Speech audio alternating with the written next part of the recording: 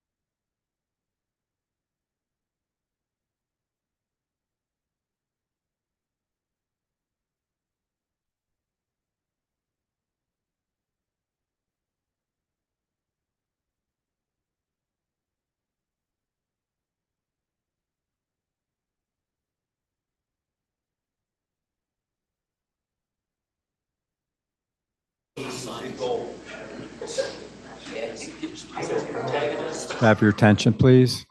I will get the meeting started. I think it's close enough to 3 o'clock.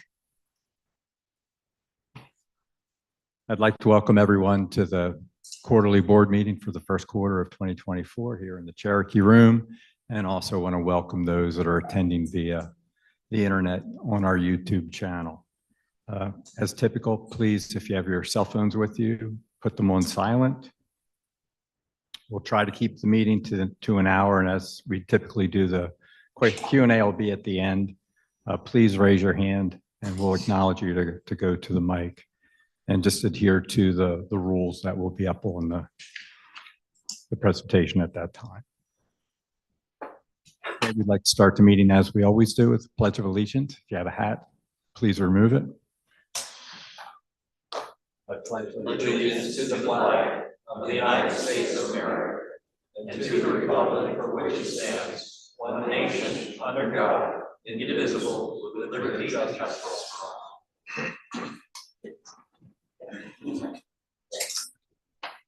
for all. The first order of business is to approve the quarterly meeting minutes from the last quarter, which was on December 5th. Can I have a motion to go into a special meeting to approve the minutes? Second. Okay. Any discussion on the minutes? All those in favor? Aye. Opposed? Okay. Approved. Motion to close the special meeting? Second. Okay. Minutes are approved. Okay. Okay, we'll get the meeting started with Jim and the GM's report.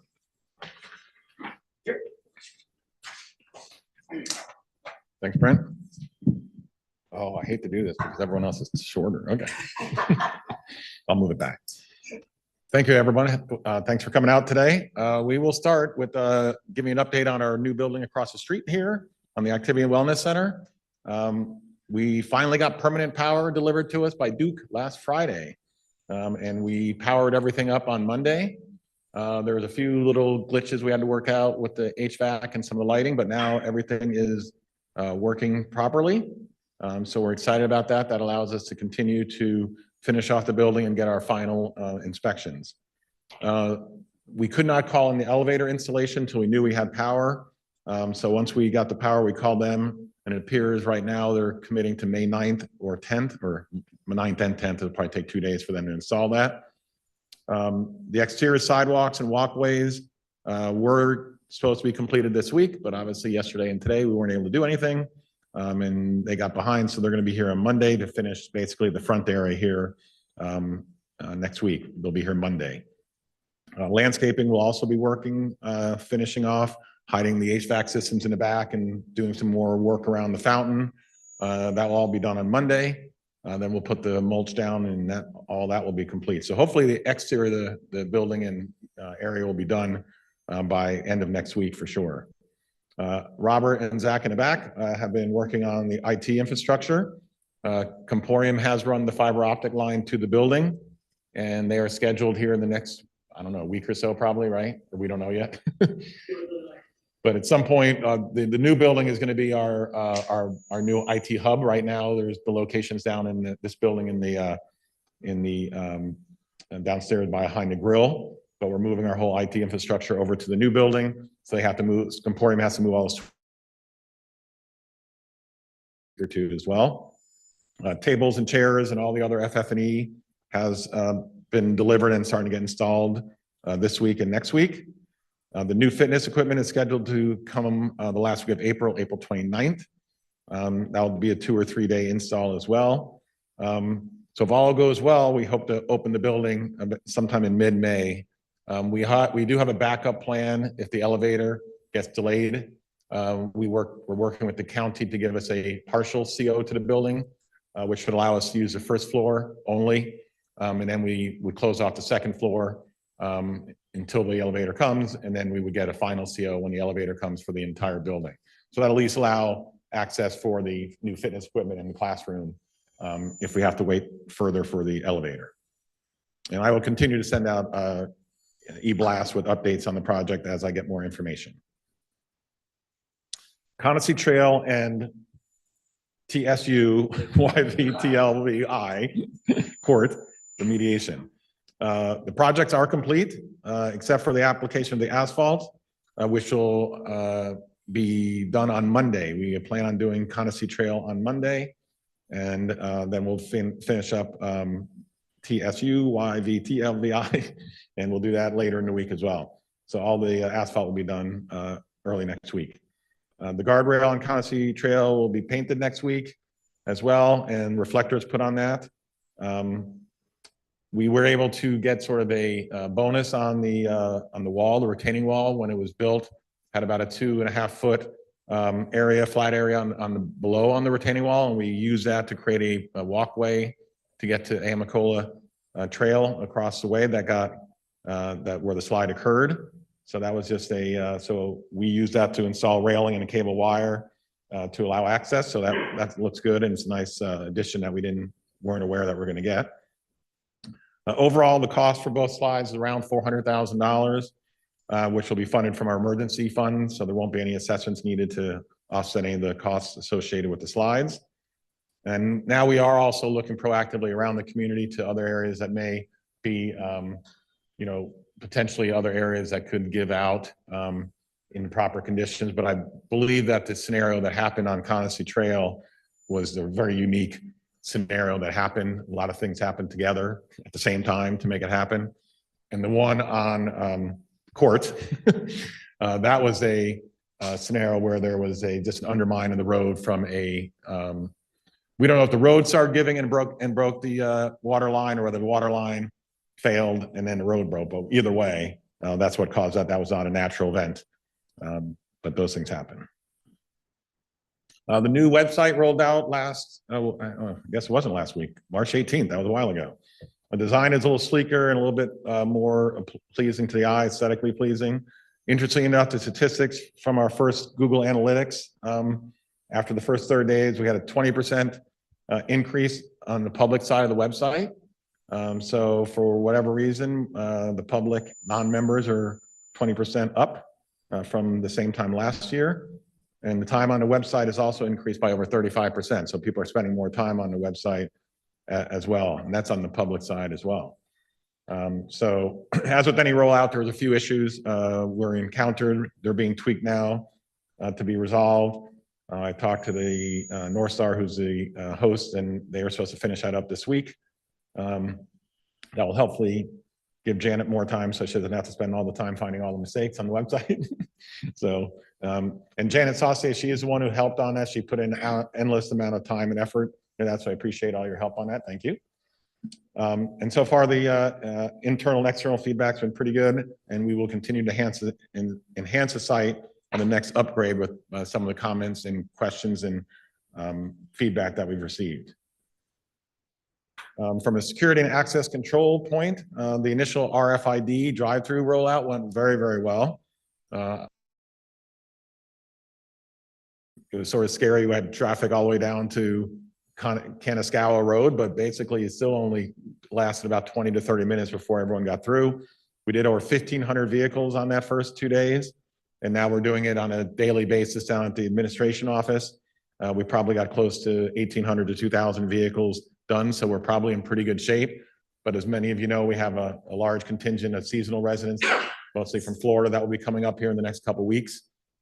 So most likely we'll do another similar type rollout where we use a porte-cochere area to do another half-day type of thing to try to catch all those people at one time. And assuming that we do, and we get a large percentage of those people, we'll probably try to roll out and switch over to the RFID readers sometime in mid-May. So things are going well there. There has been no reports of any type of criminal activity within Coniston so far this year. So that's good news as well. And the driver's license checking has been going very well as well. From a financial update, year to date through March 31st, the CFPOA is $113,000 over budget. January and February were real slow months in both F&B and golf operations. So when you have that overhead that you're carrying and not getting the revenue through, it does have a pretty good impact on your financial situation.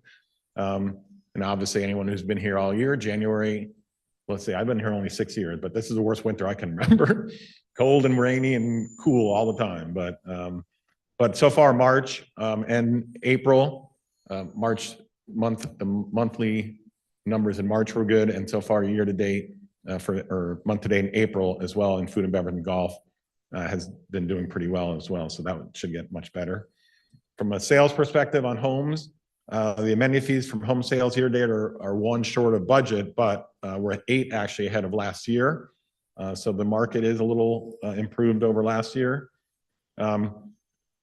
A significant amount of the overage is related to the costs associated with the litigation that's going on as well. $69,000 has been spent year to date this quarter on the short-term rental litigation. If you've paid attention to the emails that have gone out, our next process is the April 12th date where our orders from both parties will be submitted to the judge. So we'll know more at that point of where we go. The audit is complete. We're waiting for the report, which should be available here in the next couple of weeks. Once the audit committee reviews that, we will post that on the website. So we're hoping by the end of April that the audit will be posted on the website. From everything that we know, there's no issues that we're aware of. We've got the draft and everyone's been talked to, so we don't see any issues with the audit at all. This slide is where it's a little tricky to see, but as many of you are aware, a couple of years ago, the finance committee made some recommendations to the board to create an investment fund. We did that a couple of years ago, and it's been working out pretty well. As you can see right now in our, as of March 31st, in our Schwab long-term and midterm monies, which are the funds mostly associated with our reserves that are not needed on a given year-to-year basis. We have $3,177,000 in that account. In our short-term account, we have $2,500,000, so we have $5.7 million roughly in investments. And then in just cash short-term investments, we have $4 million.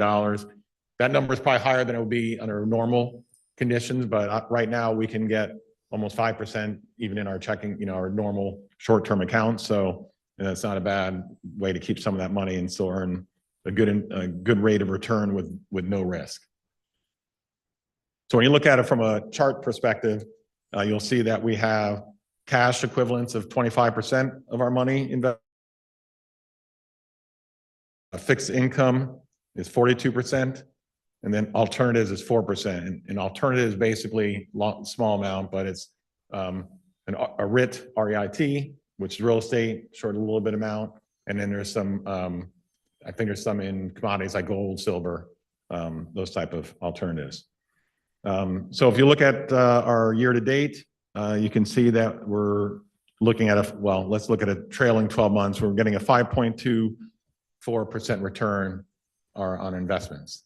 So pretty conservative approach, but again, getting a 5.5% return compared to a 0.1% return 3 years ago is pretty good. So when you add all that up, that number's not actually on here. But I forget the number off the top of my head, but last year was almost what, 300 and something thousand we made of unrealized gains. And this year we're first quarter about 80 something thousand in unrealized gains. So the investment policy has been working very well for us. And I'll turn it over to Lance now for his report. Thanks for keeping the microphone low. I forgot. Oh, yeah, sorry. It needs to go lower. Okay. So I'm going to give a quick report on clubhouse operations, as well as the golf, and what's to be expected with the upcoming pool season. Right now with food and beverage, we've been able to maintain some pretty steady hours. We feel like it's a benefit to the community to not change the hours of operation, whether it's winter season or summer season. So the grill will maintain a 7 days a week opening for lunch from 11 to 3. The Overlook Dining Room, Blue Ridge Lounge are serving food, dinner 4 nights a week, Monday, Thursday, Friday, and Saturday. Food's available basically from 5 to 8-ish. We have been extending a little bit later as of lately, and we'll probably continue to do so as the season gets longer. New menus, Chef Andy changes the menus every quarter, sometimes more frequently than that. Just depends on the availability of fresh food items, vegetables, fishes, and things like that. We just rolled out a new menu for spring last week, April 4th. So far, the people that have dined with us have given us a lot of positive feedback regarding the new menu. So for those of you who have come and joined us, we appreciate it. Thank you. If you're looking to make dining and event reservations, you can now do that on the website. And you can also do that on the phone. So if you have the app for the Carnoustie Falls POA, you can make dining and event reservations directly off of the phone. Again, on the website. And as always, you can just call us or pop in, and we'll be happy to make those reservations for you as well. Popular events that continue to trend: Thursday night team trivia, paired up with the social buffet, which is the last Thursday of the month. Seems to be very successful. We're averaging anywhere from 125 to about 140 people for team trivia that night. And the social buffet handles at least that many, usually about 10 to 15 people more than what we have for team trivia. So the buffets have been well received. The happy hour has been a little bit slow that we start off with in the Blue Ridge Lounge, but by the time team trivia kicks off, it's a hop in place. Saturday Night Live entertainment starting May 7th goes back to every Saturday night. Right now, since the first of the year, we've been every other Saturday night. If you haven't noticed, we've put a dance floor in this room. We've done that so that we can accommodate about 50 to 60 more patrons than what we can accommodate in the Blue Ridge Lounge for music. So every Saturday night, music is in here. Right now, up until May 7th, every other Saturday, we're doing DJ entertainment for dancing in the Blue Ridge Lounge. In addition to that, we offer, like tonight, is rock and roll trivia. Rick will be spinning tunes and doing some questions to hand out some prizes. That happens once a month. We also do karaoke once a month. We have movie night once a month. So if you're up for a little bit of a spy thriller comedy, Argyle's the movie this month. So we're trying to keep the busy calendar going for the residents that are here year round, not just during the summertime. All right, wellness operations. Before you know it, the pool is going to be opening. We are already in the process with Transylvania County Health Department to acquire this year's permit to open. We do have some repairs that are going to be necessary. As many of you know, the pool is a little bit aging. So Spencer and his team are going to be starting to fire up the equipment. And then we'll be pulling the cover off, and then we're going to have to do some plaster repairs and some tile repairs. But the goal is to hopefully have the pool open towards the second week of May.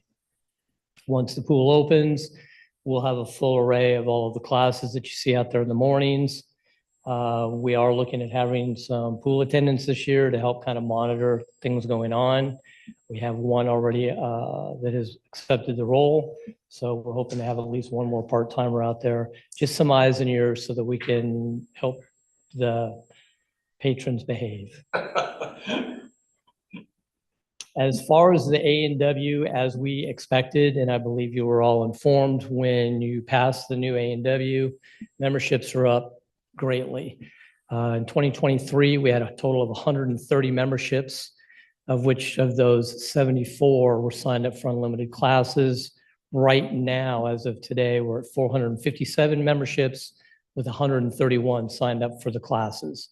So when the wellness facility opens up, we're anticipating, just like New Year's and everybody's New Year's resolution, an extremely busy place for the first 3 months, we would imagine. So Notika is our new wellness director. If you've not met her, she was a great hire for us. We brought her up from Brevard Racket. She's got a huge background in wellness training and physical education. She's a Brevard native. So she already has a large pool of people that she knows. And I know that she knows a lot of people up here in Coniston. She's extremely positive, very friendly. And more than anything else, she's got a great set of ears to listen to what the wants, needs, and desires are going forward when we open up the new wellness. So we're really happy to have her on board. If you have not met her, she does work Monday through Friday from about 6 in the morning until about 3:30 in the afternoon down in our current wellness facility. So please stop by and say hello to her. We have another part-timer that's going to be her assistant. This person did just recently accept the role. At the time of this, we did not know for a fact that she was going to accept it, but her name is Beata Ronska. She's a championship mountain biker, and she's an Olympic ping pong player. She is a resident here of Coniston, and she knows many people here, and her significant other, Pax, is huge in pickleball. So we're looking forward to her expertise in helping us out in the gym as well. So she'll get started after the wellness facility gets open and running. In addition, we'll have a couple of administration people in there.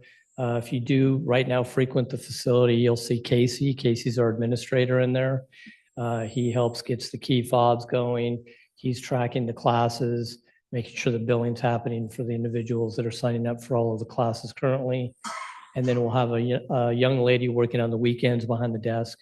Her name is Autumn, and she'll be starting once the facility opens as well. So we're getting, pretty well prepared from a labor standpoint over there to make sure that once it opens up, we hit the ground running. So we're super excited about that. Going on to golf, as Mr. Whitmore mentioned, we had a pretty slow, lackluster first quarter with rounds of golf, primarily due to just weather. I want to give a shout out and thanks to Tom. His very small crew has done an outstanding job. If you are a golfer or if you're someone who walks the golf course, I think you're going to be pretty pleased with what you see out there. He's done a tremendous job in keeping the golf course in great condition. We continue to work on the small things that we can to maintain, staying within the budget. But for the most part, he's done a fantastic job. Through the month of April, the golf shop was open from 8 to 5 p.m. Starting May 1, the shop will open at 7 a.m. League play is already underway. For those of you that might be interested that don't know, men's leagues play on Monday, Wednesday, and Friday mornings, and there's various leagues that you could look into. Some are 9-hole leagues, some are 18-hole. Some guys are pretty hardcore and make you putt everything out. Some don't care. So, if you're interested in getting into a league, there's plenty of offerings on Monday, Wednesday, and Fridays for the gentlemen. And then for the ladies, same thing. Tuesdays and Thursdays are ladies league play in the mornings, and same applies with them. They have the 18-hole leagues and they have the 9-hole leagues. The 9-holers are more about just wanting to have a good time, don't really care what they shoot. And as long as they have lunch and wine at lunch, that's really the goal. So that's a great league to join if you're wanting to get started. The tournament schedule is now posted on the website. Kurt manages that. May 24th is really the kickoff to our tournament season. We have the Kickoff Classic, which is a 9 o'clock shotgun. That'll be on May 24th. May 31st is our first big Coniston Falls Golf Association event. That's the Scramble, 9 o'clock shotgun as well. June 18th is our ladies member guests. This is a one-day tournament. where the lady members get to bring a guest, and it's a full day of golf, games, prizes, and food. And then on June 20 through 22nd is the men's member guest. Same type of a format, just 2 days for the gentlemen. So that's kind of what's going on around the clubhouse right now. Again, if you don't know me, my name is Lance. I'm the Assistant General Manager, affectionately referred to as number 2. So if you have any questions, usually you'll see me around the clubhouse. Thank you very much. Now it's time for Mr. Ziegler.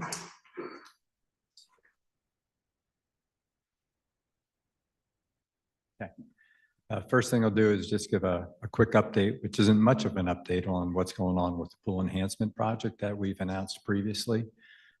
Nothing's changed since the last time, other than we just want to stay in front of you to let you know that it hasn't slipped off of our radar. The constraint right now is we're waiting for the amenity reserve fund balance to recover to a point where the finance committee feels it's in the best interest of the community to deplete some funds there to build this new facility and still have enough money in that reserve for the future uses. Hopefully in this time, we're seeing that contractors are becoming more available. So we're hopeful that in this time, we can find a second contractor that would be interested in that work. It's always nice when you can have a competitive situation, but unfortunately, when we first presented it, we were lucky to have one person put a bid out on the project for us. So as we get information, we'll keep coming forward with it to the community, and not necessarily just at quarterly board meetings, but as information comes available, we'll send it out. And as we've said before, this would require a community vote, so nothing happens in the background. You'll all be aware and part of that decision. As you may know, the board of directors elections are coming up, and we have 3 open board positions this year. 2 of the terms are 3-year, and 1 of the terms is a 2-year term. So the 3 years are going from August 2024 through July 2027. Then, of course, the 2-year would be August 2024 through the 26th. So the important dates are things that you need to keep in mind in this. Is something that all candidates have to pick up and complete. And those are available next week, starting on April 15th. And you can go into the admin office and talk to Chris or Robbie or anyone that's there to pick up your packet. The packets are due back to admin by noon on May 15th. Then on the 22nd, the election committee certifies all the candidates to make sure all the paperwork has been filled out properly and completely, and that they're members in good standing. June 11th, there'll be a forum here in the Cherokee room where the candidates will be available to discuss what their plans are and be able to ask them some questions. Then on June 26th, the election committee will distribute the ballots electronically. Those that do not have email or prefer a physical ballot can have one mailed to them. You just need to let admin know. Then July 24th is when the ballots are due back. July 26th, the election committee certifies the vote, and then they announce the results of who's going to be the board members for next year. And then on August 3rd, which is the annual meeting, the new board will be installed, and that will be then they'll become official board members for the next 3 or 2 years. So I'm hoping that there's people out there that are looking to do this and serve the community in that regard. Unfortunately, we haven't had an election here in Conistea for probably, I know, since before my time. So I'm going to say at least 4 years. So it'd be nice to have an election again. So please consider it. As always, I'm a big advocate, and we all are our volunteers, and I just always want to make it known how grateful we are for all your time and services that you donate to this community, and not just our community, but the surrounding community. Conistea Falls is a big player in providing volunteers for everything that goes on in in this area as well, be it Brevard, Transylvania County, surrounding counties. So again, thank you to all of our volunteers out there. I hope you continue to find time in your schedules to perform those services. As we've mentioned before, a few years ago, we annualized or monetized what we think our volunteers save this community, and we've come up with a number of $800,000. And that's based on all the clubs, the volunteer groups, boards, committees, and that's significant. The other thing I wanted to mention too is just the amenities that we have here. I don't know how many people get to go to other communities and see what they have versus what we have, but we're very, very fortunate to have all these amenities, and not to mention all the clubs that we have here too to occupy your time and talent. So if you're looking for clubs, they are on the website, and I believe I'm trying to think of the drop down, but it's pretty easy. You can just search. The search capabilities now on the new website are very functional. And then as we've mentioned before, we had a study done by REMA, also known as Red Dot, that compared our community to other communities in this area. And we are a great value, as well as have robust and quality amenities. So we're all very fortunate to be part of this community. Okay, so now I'll hand it on for some initiative updates.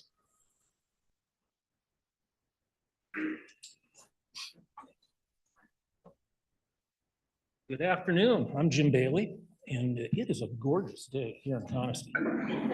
All right, I had trouble seeing past the hood of my car driving here, but now it's cleared up. And once again, rain or shine, we can tell this. To say that all of us really think our natural environment is incredibly important. The board and the committee I'm going to talk about and what their activities are have put out several surveys over the last several years, asking such questions as, do you think our natural environment is important? Do you think it ought to be protected? Should we be educating ourselves about our natural environment? Does our natural environment increase our property values? The answer to these and similar questions is resoundingly yes. Like high 90% percentile answers are agree or strongly agree. So this is an important thing. Now, with that feedback, back in, I think it was late 2021, the then board, might you, could I not be heard? I could hear myself. Anyway, the then board established the 8th permanent committee, the Natural Resources Stewardship Committee. And they gave this committee a charge, and that is to ensure the long-term sustainability of our natural environment. I want to tell you a little bit about this dedicated and honestly enthusiastic group. I happen to be the board liaison to it, so I get to work with them. AJ Longware is the committee chairman, Roger Whitmer, Graham Smith, Richard Bennett, Catherine Hill, Paco Candal, our committee members. Janet was the former board liaison, and some of the things I'll be talking about, she was pretty instrumental in participating in. So thank you, Janet. You're a great example for us. So basically, the board gave the committee this charge to develop a plan to ensure that our long-term sustainability of our natural environment is ensured, and to educate the community on the environment, what some of the challenges are that we face, and what can be done about it. But in order to develop a plan, you have to know what you have. And so probably 2022, 23, the NRSC worked with a company called Equinox to develop a natural resource inventory. And in fact, that's been published. It's available to look at. You probably have seen it, maybe even read it. I hope you have.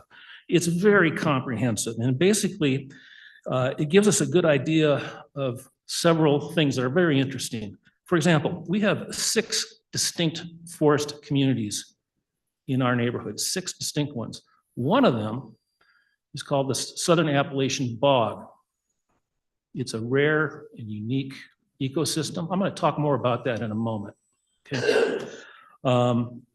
The inventory also gave information on the type, the quality and quantity of our streams and wetland resources. Also described the nature of our environment and wildlife habitat, including, yes, deer and bear. So a lot of information in inventory. Anyway, this inventory has been an invaluable tool and helped the NRSC develop this aforementioned plan, the Natural Resources Stewardship Plan. This has recently been completed. It is now board approved. It is very scientific, quite honestly, and data driven, but it's also very valuable. If you are technical at all, you'll find this pretty fascinating. If, on the other hand, you prefer to read novels, this is a great thing to read late at night and help you fall asleep, because it is pretty massive and thick. But that's appropriate because this is a science-based committee and we're dealing with a lot of things that are science-based. So within that plan, it's a long-term document. It's not meant to describe everything that has to happen now. It's a playbook, if you will. And in there they describe a number of things about each and every component in our natural environment, whether that's our wildlife, whatever. It talks about the issues that are involved with each and every one of those components and the recommendations on what we want to do. If you really look at it from a bigger picture, there are kind of three really big goals there. One is to keep wildlife wild. And so, for example, the committee has ongoing efforts to educate the community on all sorts of things like deer and bears. As a matter of fact, in the last April Conestee News, there was 2 pages on the front of that about bears during the month of April. You might recall it's really a good read. I got to tell you, one of the recommendations is don't feed the bears. You know, don't feed them with your bird feeders. So there's a picture in there, and it shows a deck on a house, and a bird feeder, and a bear reaching out to, empty the bird feeder. That was my deck. That was my bird feeder. And I've been properly chastised by AJ. So, but anyway, it's that kind of educational effort that's going on with this committee. Second, protect native habitat. Currently, the committee is working with another company, Eco-Foresters out of Asheville, to develop a forest management plan that will ensure the long-term viability of our forests and help improve them. Don't know what that will look like yet, but it's in the works. Third, protect water resources, another big goal.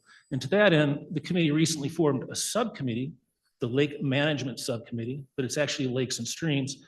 And their goal is really to look at our lakes and how do we ensure that they remain viable, not only for general purpose use like boating, swimming and whatnot, but also fishing. We may be looking at water chemistry. We may be looking at things that go into the lakes. This committee is just getting started. You'll hear more about them in the months to come. You're going to get an opportunity to learn more about this plan. We're going to post it on the website fairly soon, as well as there'll be a presentation by the committee, probably here in this room, for the community to come in and hear about the stewardship plan. It will be a really fascinating and interesting presentation. Let's move on to this Southern Appalachian Bog, this unique ecosystem, one of the 6 ecosystems we have in our forest area. The bog, it's not a very big area, but it's significant because of its rarity and its age. It's pretty ancient, quite honestly, and in all likelihood, there's some very unique and sensitive plants in there. It's located in the far southeastern part of our community, adjacent to Tala Court, if you know where that is. Right now, there are several Conestee-owned lots that are within the bog area, okay? And the committee has been out to look at this area several times. We've had somebody from a plant ecologist come out there with us to describe what he sees in the bog. And based on those visits, the committee made a recommendation to the board to protect this area. And so the board has taken all of the Conisty owned lots off the market. We don't want anybody building on these lots. You only can imagine what would happen to the hydrologic integrity of that area if you have construction going on and whatnot. So this is a really fantastic move by the committee and the board to protect our natural environment. It's also an example of probably future actions that the committee will look at, looking at other properties that are owned by the CFPOA to determine whether they too, for whatever reason, are environmentally sensitive. And it would make no sense to sell them and have someone build on it. You know, quite honestly, you can probably build it on any lot, regardless of how steep and undesirable it is. You just need a lot of money. You know, sedimentation runoff into areas we don't want.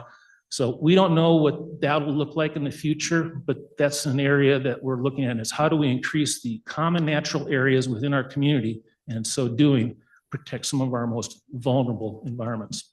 So that's a big thing that the committee has been involved with. I've already mentioned a bit on the educational efforts, in addition to the "Did you know" articles that come out in the Friday Flyer and in the Conisty News. There's been a number of presentations on deer, bears. There's been a number of hikes talking about everything about geology, ferns, trees, whatever. So there's a huge educational effort. And I hope you find some time to participate in those, because they're fascinating. They're well done by experts in their field. And with that, the last thing I'll mention is that there is an amazing website, the NRSC website. It is our source for all things about our environment. And I want to invite you to take a look at that. As of this morning, I saw there was only about 200 hits on this website, which means there's a lot of people that really haven't tapped into it yet. There's information, there are links to expert groups on all sorts of things. It's colorful, it's interesting, it's well done. You can access that by going, one, to the Conisty Falls POA website, finding the natural resources box, and within there you can find where that website is. Or the other thing you can do is look it up yourself. This is the website address, and I really would like to invite you to take a look at that. I'll be checking to see if that 200 number goes up in the next week. I hope it does. Lastly, missed one thing. Down there in the far corner, there is a monthly nature challenge, and you'll find that on the website. This time is finding out about looking for signs of wildlife in the spring, everything from tracks to scat, bat guano. Come to my house, you can find it there. And just, it's a fun thing to do to get you all engaged in our environment. So the National Resources Stewardship Committee, one last comment on it, always looking for volunteers. And there's so many fun things that this group is involved with. There is a place for each and every one of you. And I hope you consider participating in this great effort to keep this great place we call home so beautiful. Okay.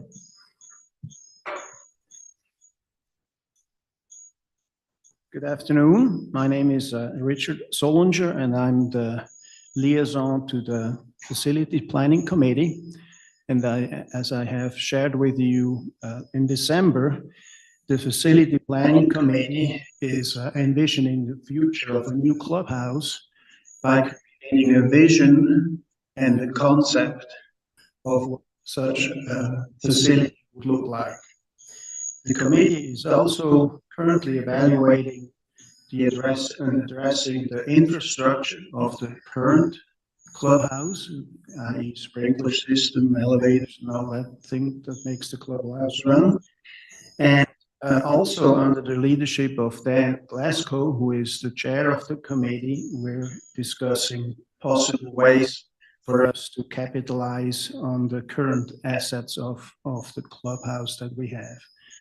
And the special note there is this is not creating a new clubhouse. This is just creating a vision and a concept that we can share with you. Thank you very much.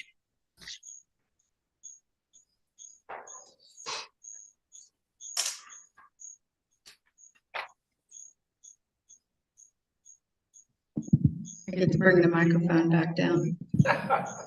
I'm short. Wrong down there. Okay, Jim. I hit that one. Oh, Go ahead, mess with me. and got caught too fast. Hold on. You're confusing me. There we go. There we go. Okay, thank you. I am technically competent, it just doesn't show sometimes. Good afternoon, everybody. Thanks for coming out on a crappy weather day, but I always say that a bad weather day in Conisty Falls is better than a good weather day in Pittsburgh, where I'm from. I'm Donna Aiken-Colflush. I'm the vice president of the board. I'm also took over, assumed leadership of the rules and regulations study that's going on in Conisty Falls, also known as the RRTF, the Rules and Regulations Task Force. So I'm going to touch on that for a few minutes. So as you all know, member review of the proposed revisions is underway. We're doing a phased approach on this project because it's the first time in a very long time that all of the rules and regulations were looked at, and they were looked at by the task team section by section. So rather than sending the whole mess out at one time and expecting everybody to digest everything all at one time, we broke it down into smaller phases and are asking for your feedback as we progress.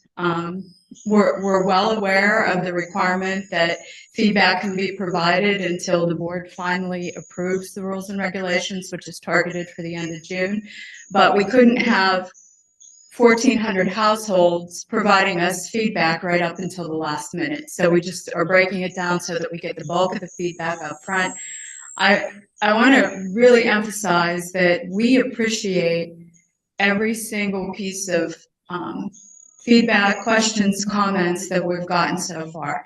Each item is being taken seriously and it's being researched and looked into. It's been a good exercise, and I know it's tough for y'all to be looking through some of these files, but it's clear that people are reading things and reading the rules and regulations with fresh eyes for the first time in a long time. And we're getting really good feedback. And I personally am learning a lot about this stuff. And I wrote rules and regulations in a nuclear corporation for 30 years. So I'm not new to the process of rules and regulations.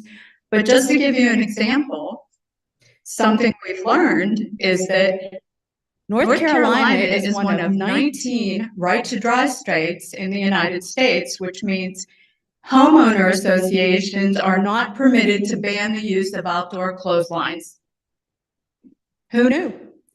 Several of you knew and provided that feedback, and we've done the legal research, and you know what? Y'all are absolutely right, and that requirement is going to be coming out of the rules and regulations. So just things like that, and that's that particular item has been in the rules and regulations, to my knowledge, since the beginning of time. And I think the right to drive thing is relatively new from that perspective. But those kinds of things are important for us to learn. So you're helping us along the way, providing your feedback. And I just want you to know that we are reading every single comment, every single piece of feedback, and taking that into consideration as we move forward. That said, things are being moved around. Some of the article numbers might be changed. So we didn't put a lot of effort into live links and cross references until this member review is done. All that will be validated before the final versions are produced for the board vote. And we will be taking feedback on all of the revised sections until the end of May. And that'll allow us the time we need to get ready to tee this thing up for a final board review and vote. So thank you for your efforts. I can tell you that likely see is the Architecture and Environment Committee Rules and Regulations. That's the big one. You'll get that one by itself. It's 38-ish pages with added a table of contents to it. It's a big revision. Things have been moved around. Things have been brought in from other articles and where it made sense to do that. So we'll give you some time to, a few weeks to take a look at that and get your feedback. It's with the board right now for their first pass review, but that should be the next section that you'll all see. I also wanted to talk a little bit today about what's going on with the strategic plan, the strategic planning committee.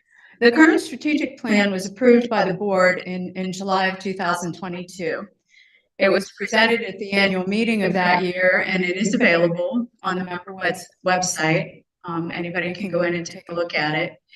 It includes actions and objectives for every pillar, what the SPC calls pillars of our mission statement: promote, provide, preserve, sustain. Those pillars have been in place since 2017, when the very first formal strategic plan was developed for Condesi Falls.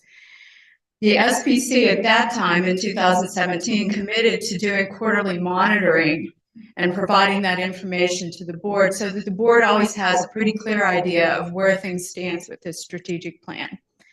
The latest monitoring report, which was the fourth quarter of 2023, shows significant progress on the current strategic plan objectives. And I just wanted to touch on a few of those, because there are a lot of things going on that you've been hearing about over the last couple of years that you might not even realize are in the current strategic plan. So under to promote, we had the 2022-2023 brand marketing plan. That was a big initiative for Condesi Falls. And that included the redesign of the member website that was currently rolled out. Under provide, we have various things in this strategic plan. The new Activity and Wellness Center, the proposal and completion of that project came out of the strategic plan, is in the current strategic plan. We're doing some planning for kid-friendly amenities. So the Kids Club work with the SPC and work with the Facilities Planning Committee to come up with some ideas. There are some plans now for example, for some improvements to the Outagahi Playground. Those are included in the current Facilities Master Plan. The teams are working together, which is important. And those things are also in the member-approved 2024 budget. So those things are moving forward. One of the things that is in the strategic plan. Am I Getting an echo online. Somebody has on the microphone. Oh, that was Jim. One of the things that made it into the strategic plan, because it came in as feedback on member surveys, was to reinstate the chats with the board, the quarterly chats with the board that were suspended during the pandemic. We are doing those now. Those are happening quarterly. And in fact, the next one is scheduled for Tuesday, April 23rd from 3 to 4. And I think it's scheduled for this room that afternoon. Other feedback that we got on homeowner surveys, people were asking for, they love our overlook on Condesi Trail where you can see the Blue Ridge Mountains in the distance, but they were looking for a quieter place away from so much traffic. We took that it's in the strategic plan to evaluate the feasibility of that. The Facilities Planning Committee ran with that. And there is an overlook that was created near the number 14 tee box on the golf course now, and it is accessible. So it's wheelchair accessible, ADA accessible. And there's also the new overlook on the new Okanoa Trail.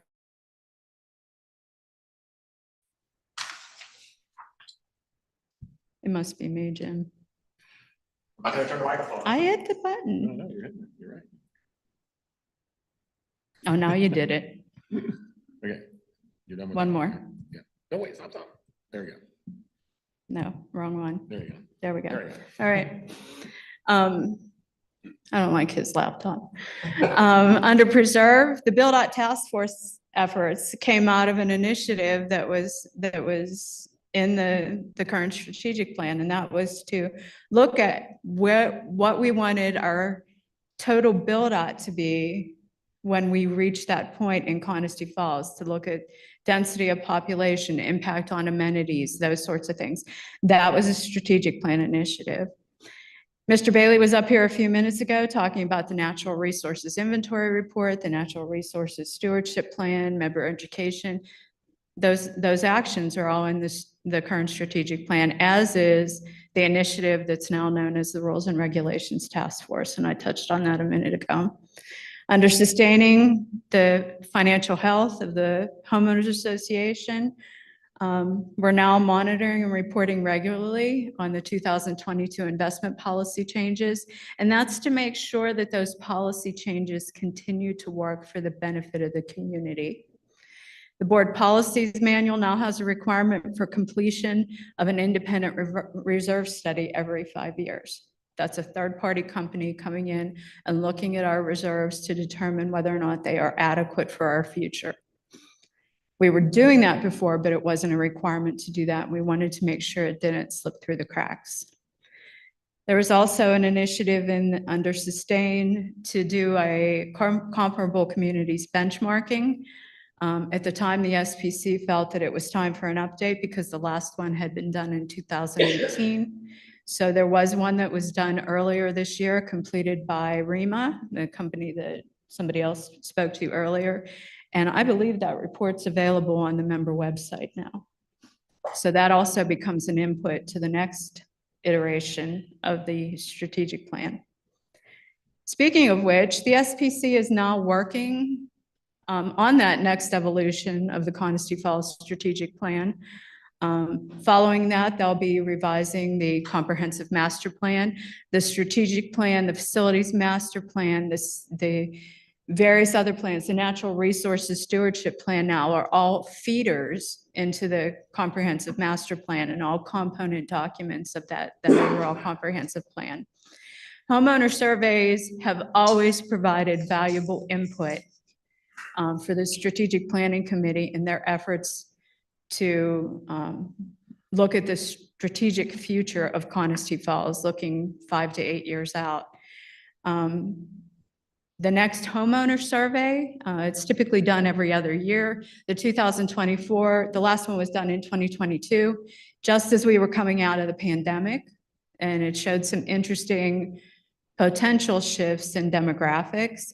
The next homeowner survey will actually go out on Monday. We've been working to frame up those questions. It's been a collaboration between the SPC and several other of the permanent committees to come up with the questions. A lot of the questions are designed to provide trending year on year. We have data back to 2014 on homeowner surveys. Again, that provides valuable information, not just for the strategic planning committee, but for the board as well.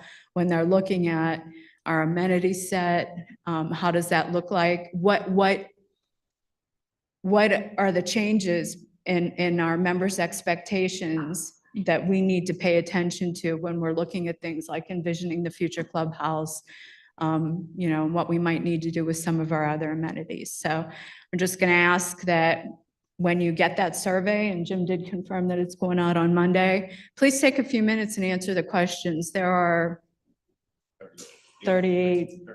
Depending on what you answer yes and no to, you might have a few more, a few less, but it is important information for us. So just please take a few minutes to answer the questions. So with that, I think I'm going to turn it back over to Brent. Yes, I think so. I have a correction. You have a correction? Corrected. Yes, not on you. Sorry. Mr. Butler, our chair of the finance committee, let me know that I made a mistake, so I got to go back. Hold on a minute. Oh, here it is. So when I was going over the return of investment, I read the bottom line, which is 5.24. That's actually the benchmark. Our return is actually 7.85. So we're doing almost 2.6% better than the benchmark. So give the investment committee kudos that they're even beating the benchmark. So thank you, Mr. Butler, if you're still online. That goes into the talking too fast scenario for me sometimes. Okay. All right, so with that, that concludes the formal presentation portion of so now we'll get to the Q&A, so we'll leave the ground rules up. So those that have questions, we'll do our best to provide the answers. Raise your hands and you have to go to the microphone. Yeah, we were handing it out, but people online Yeah. couldn't see. So the Go up to the little section there where the microphone is.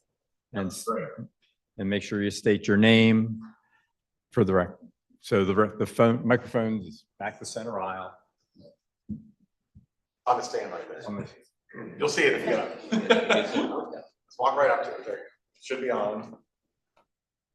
Talk into it best you can. 4 o'clock got hit.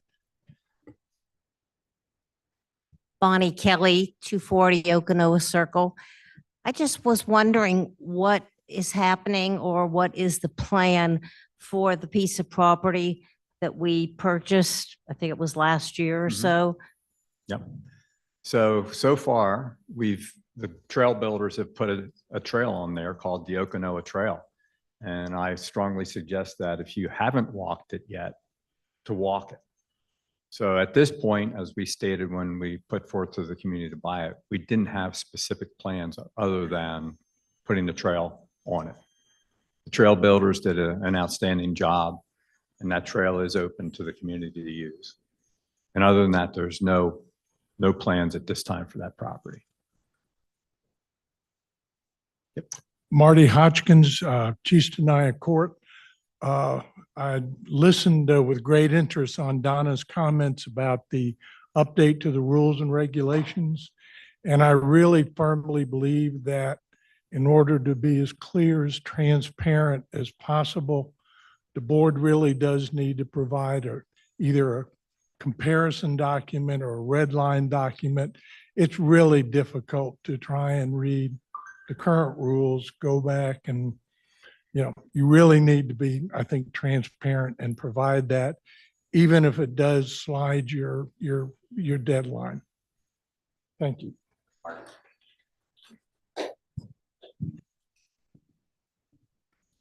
Hi, Chris Berry, Kanaskawa Drive. Been here for 4 years. Following on that question, on that statement, what is the reason why they can't be presented either in a red line version or a summary explanation and detailing what the changes are, as opposed to having to read them side by side and trying to figure it out? My opinion is that if we really want the community to read these and provide feedback, we should do so in a means that's efficient and simple to do so. And I've written to the board a couple times. I've gotten some responses, but there hasn't been any change, or there's been no explanation as to why those things can't be provided. So I'm questioning as to why they can't be. Okay.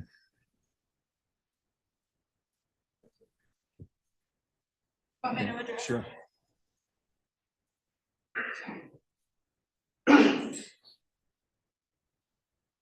So we never said that it couldn't be done. We're aware of the technology. We know how to use Word. Okay. Frankly, I picked this project up in the middle. So it's difficult for me to provide a summary of every single change to every single document because I honestly don't have the history. Number one. Number two, some of those markups, when you do a side-by-side comparison in one single article that's maybe 4 or 5 pages, there can be as many as 300 different changes to that document. What we're talking about here are effective markups. Effective markups are not possible at this point because they would be so confusing for anybody to read. They would not be helpful. And frankly, when I sit back and look at the quality of the feedback we have gotten from the people who have taken the time to do the side-by-side comparison and point out some of the things like I talked about with the clothesline thing, we're getting better feedback than I think we would otherwise. When you look at a red line markup of a document that has been changed significantly, If you're not familiar with how that works, all it's going to do is create more confusion. You don't know that red markups are one thing, and if you delete a section and move it somewhere else, it's going to be a green markup. And I mean, there's all these convoluted things that go with it. We looked at it, we looked at your requests and evaluated it. And the path we're using right now, we believe is in the best interest of the community. And we have made provisions for people who want to do a side-by-side comparison of the hard copy. You can contact administration and schedule some time to go sit in the office and do that. We're doing the best we can. Okay, next. Thanks, Brett. John Margold. I live on Shula Road. Been here 4 years. I heard earlier that because we have some unique structures or infrastructure here in Coniston, including the bog, that we're going to take some of the properties currently owned by Coniston Falls off the potential market. And I applaud the idea of maintaining the beauty of our natural resources.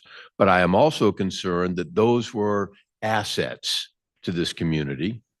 And now they'll be written down to zero because we're not going to sell them. How does that affect the long-term viability of Coniston financials if we're not going to sell pieces of property that originally were considered potential home sites and were going to be sold?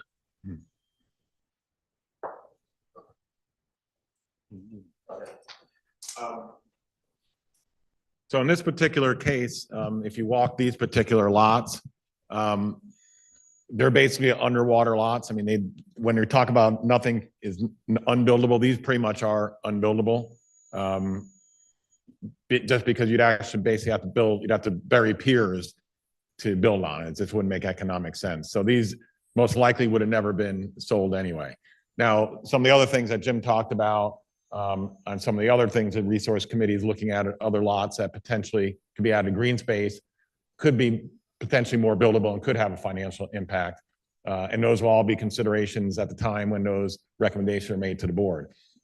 But in this particular case, when the board took the recommendation of the committee and took action on it, these were lots that realistically would never be built on. So they were not going to have a financial impact by taking these particular 4, I think it is, off the market. Can I add to that? Sure. We're talking about so few Here, number use of your lots microphone. in the. Use your microphone. We're talking about greater scheme of 2,000 lots here. It will not have any financial impact in the future. Okay. And one of our task forces too, the build out task force, took a look at that too, and they made a recommendation on how many of our lots should be put up for sale. Because again, our community can only effectively handle so many homes. So they looked very closely at that as well.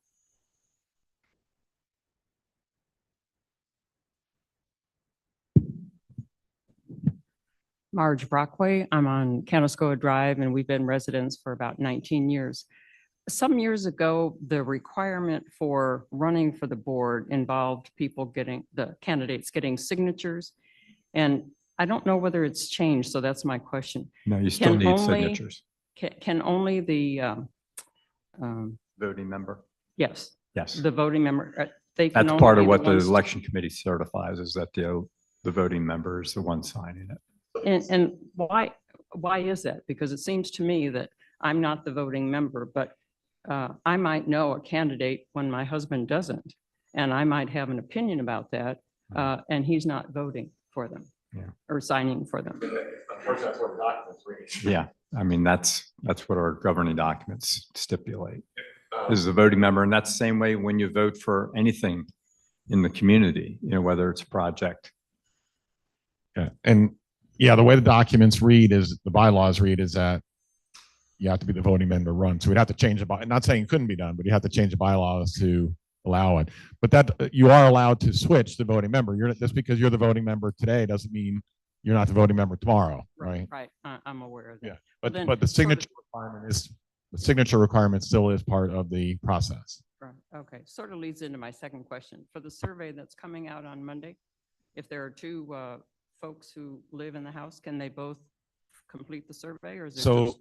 historically, the homeowner surveys went to the voting member but the questions on the survey ask about how many people are in your home. So yeah, you ask for homeowner 1, homeowner 2, homeowner 3 if needed. So all we really want in that particular case is the information. And we know that not every voting member might fill it out. The voting member might get the email and forward it to the other person, but the voting member is one who will get it. All right, thank you.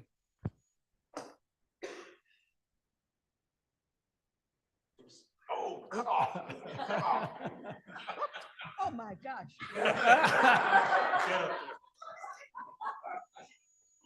Oh, my good friend. I've lived here 31. My name is Nancy Patrick Sharsik, and I live in Qualla Village. I've lived here for 31 years. Yeah, so you shake your head. We were able to retire in our 50s, which was wonderful. I have been on the committee to review our bylaws 3 times. This is the first time I was not asked to be on the committee, and that's fine with me. I'm 80, soon be 88. I got other things to do. But I want to comment on underlining the changes. I think that is very important, and we always did it. It helps in the owners understanding why we are changing and what the reason and what is being changed. For us to have to vote on it and go through all of that, it's I can't say it was an easy process, but as you're doing it, you can underline and then make copies of it. And I think it's very important, especially at this time when we're probably coming to what would be a build out and the changes that are being required. It's important that when we vote, we know what has been changed. Thank you. Thank you. Thanks.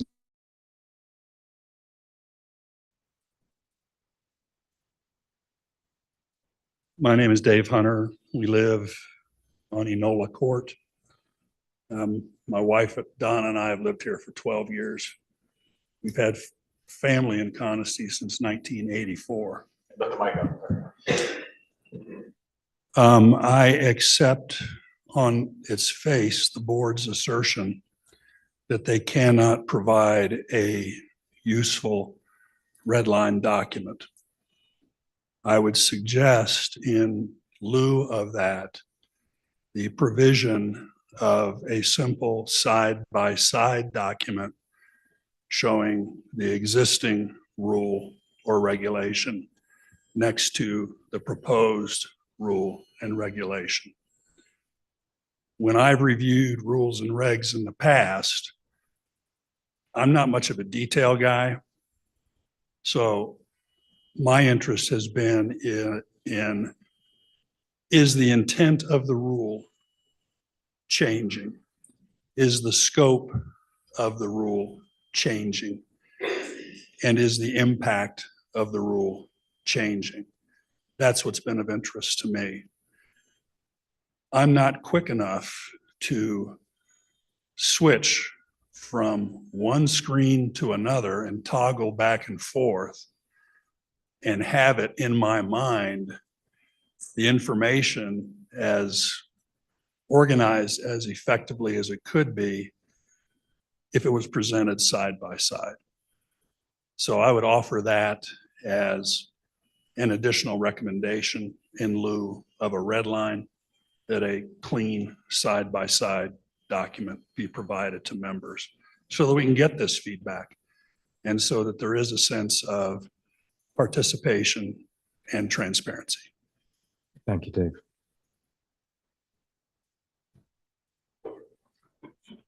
Another fight, another battle. Hi, good afternoon. Jane Mollitz. I live in Tisqua Circle in Qualla Village. Thank you very much for everybody's time. I'm hoping that you can just help clarify something that I might be misunderstanding. I believe we're moving forward with the RFID tags for the cars to help with security and make sure that only people that are supposed to be in Coniston are here. I've read a few posts on Facebook, and we know not everything you read on Facebook's correct. But people say that you don't need to be a member or a guest in order to use the clubhouse facilities or the restaurants in Coniston, and to just go to the gate and tell them you're just going to the clubhouse. And I was just wondering if that's correct, because I have seen that posted a few times. That is not correct. So obviously the golf course is open to the public. So if you have a tee time, the guard houses get a tee sheet each day from the pro shop. And then if someone's added to the list during the day, the pro shop would notify most likely the East Fork 8 that, hey, we've added another time at 2:46 or whatever. And the names are, Joe and Fred or whatever it is. So that takes care of the golf. As far as the clubhouse goes, the clubhouse technically is open to the public. We don't market it or advertise it that way. But anyone that's coming from the outside that's not a golfer that's coming into Dine has to have a reservation. So it's the same scenario. So the reservation's down at the guardhouse. That name is listed, and they get access that way as well. So basically anyone can come in and just make a reservation. With the for reservation, yeah. clubhouse. And we do, obviously on the golf course side of it, I can tell you and Lance could probably answer it. I would say if we get 1% of our business from the outside in the clubhouse, I'd be surprised. It's very, very, very, very few. So almost all the non-residential access is for the golf course, which is a substantial, that you'd be talking hundreds of that, almost $500,000, give or take, they'd have to make up in revenue. Right. No, I was speaking No, specifically right. of people encouraging people to just come in that don't live here. And to me, it's. Yeah, I mean, I don't most like people that. are good, but what would Yeah, prevent I don't like somebody when I that- see those type of posts either, because they're not accurate, number one. And number two, I can tell you, like I said, we don't advertise or market our food and beverage operation outside of you. So if someone's coming from the outside, it's normally somebody who already knows someone who lives in here already. Obviously, if you have a friend who lives in Brevard and calls you or asks you, hey, I'd like to go up for lunch, and you put her on your list at Gatehouse to enter, they're going to be able to enter. Thank you. That was just different than how it was presented on Facebook. Oh yeah, well, I'll correct them. Yeah, by a non-member, right? Exactly. Yeah. Thank you. Thank you.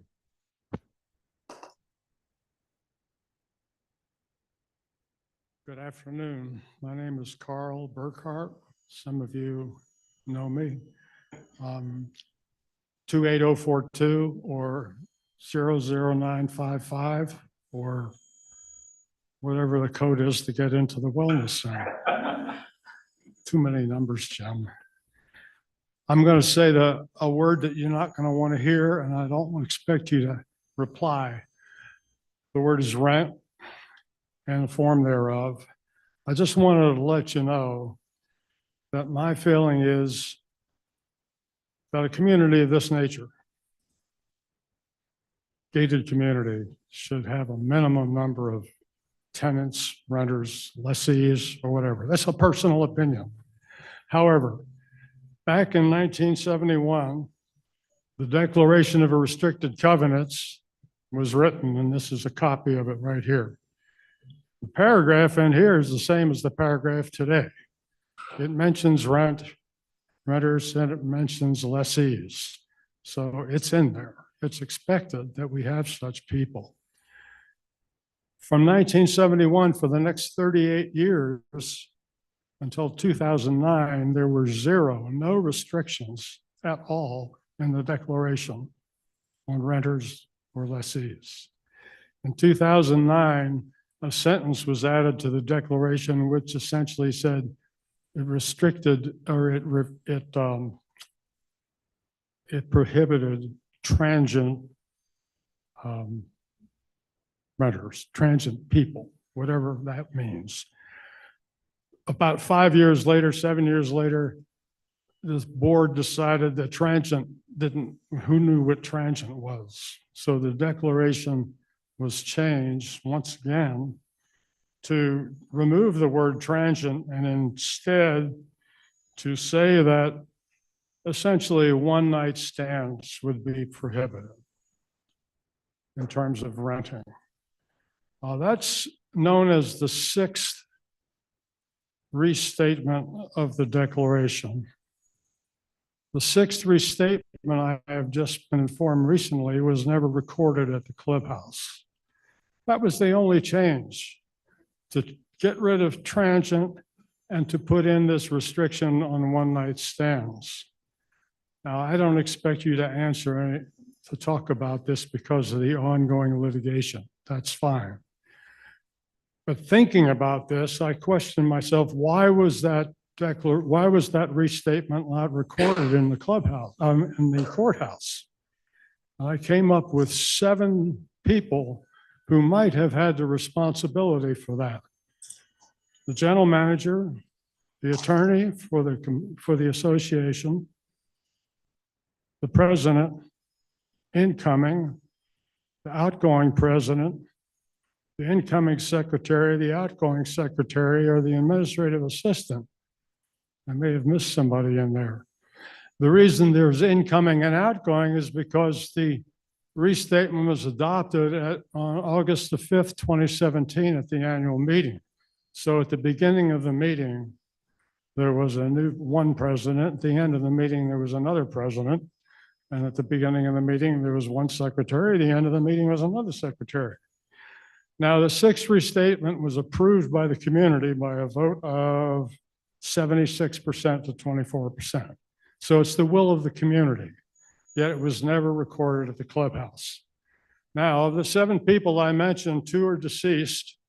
The lawyer was replaced. The administrative assistant is retired. That leaves 3 people who might have been responsible to get that recorded at the clubhouse. One of them sits over to my left, and the other 2 are me. I was the outgoing president and the incoming secretary. So my question is, can we just get it down to the courthouse?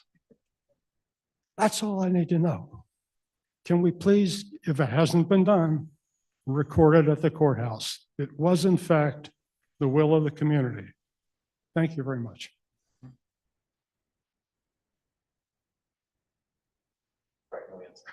Yeah, I'd love to respond, but.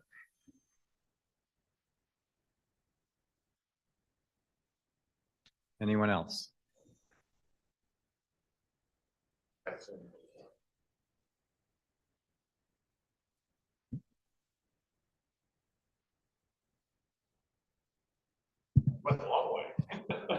Hi, I'm Jeannie Hall, and I own 2 properties here. Live in one, one's a lot, 140 Solola Lane.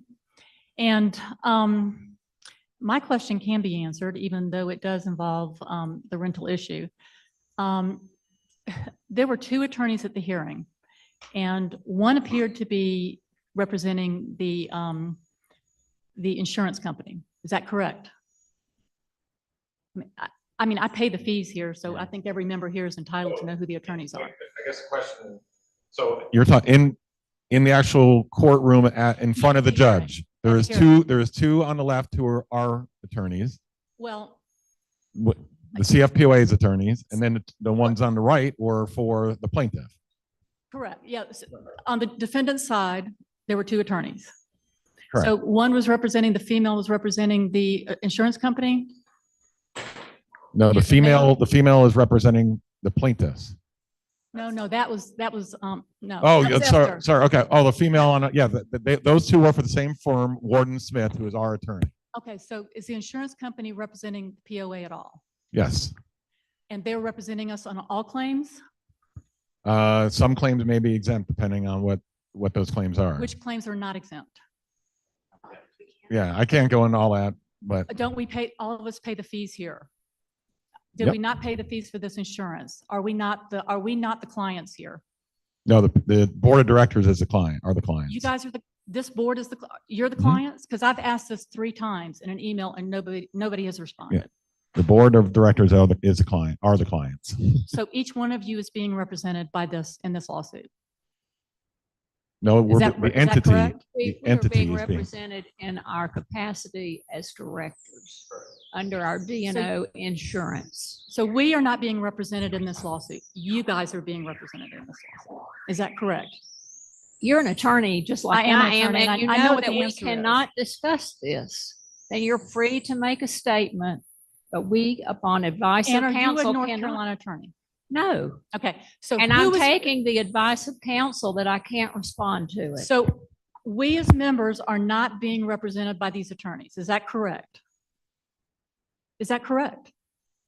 I'm not on one side or the other of this issue. I don't have a rental. I don't anticipate having a rental. I didn't buy my property to have a rental. I know that. And I think all of this could have been avoided. I think it could be avoided now. Okay? I think this was all messed up. Clearly. So I want to know if our fees are being paid to represent you guys for what you did, we need to know. So your answer is the board is being represented, not the POA. Is that correct? That's the client? I think Is that a the yes? rule is a 2-minute and you're filibustering now, so I think we're done. Is that the answer? Is that a yes? Like we said, we can't Anybody else discuss that with you at this point. Is that Ms. Hall. anybody else interested in that answer? The board represents the community, and All right. we are doing what we can for the best interest of the community. You may not agree with where we are, but we are Okay. where we are, and we are doing what we believe is in the best interest of the community, and we are following council's recommendation that we not specifically talk about the litigation. Now, But we if pay you the want to, fees. if you want to see what's going on, you can go to the Transylvania County Courthouse and ask to see every public record relating to course. this. And every member has the right to do that. Can we go to, I've asked to see the insurance policy and that has been refused. I don't know anything about that. Well, Jim knows it because I sent it to him. So just know I've asked to see a lot of things and they've all been ignored for months and months and months. Okay. So I'm just asking that. And I think the membership needs to know who's being represented by these attorneys. Okay. Thank Thank you. you. I appreciate that. Anyone else?